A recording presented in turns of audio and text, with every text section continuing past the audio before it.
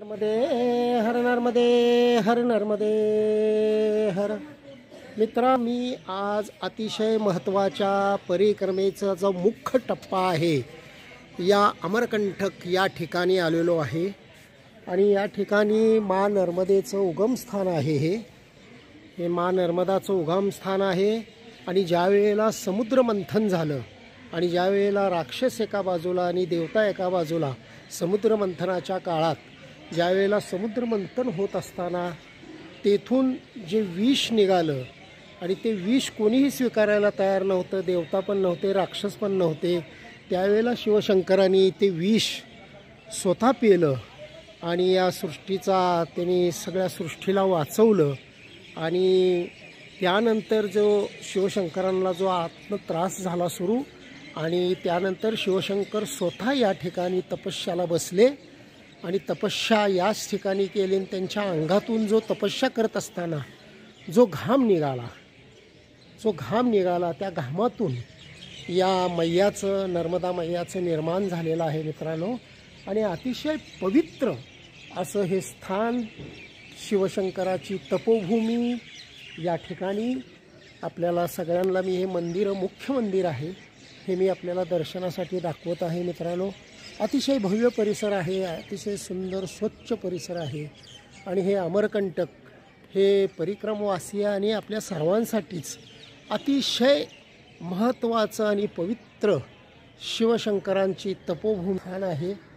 आणि म्हणून या ठिकाणी सर्व परिक्रमवासीय आम्ही आता उत्तर तटावर आहे. आणि म्हणून मंदिरात आम्ही आत ब्राह्मण पुजाऱ्यांना अगदी व्यवस्थित विचारून आत आलेलो आहे. आणि या ठिकाणी आम्ही आता सर्वजण या तपस्या भूमीत आलेलो आहे. मित्रांनो, आपण आता परिक्रमेच्या खूप अंतिम टप्प्यात, म्हणजे हे शिखर आहे या परिक्रमेचं, हे आहे अमरकंटक परिसर.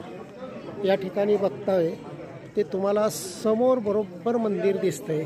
तिथं शंभो शिव महादेव तपस्याला बसले होते.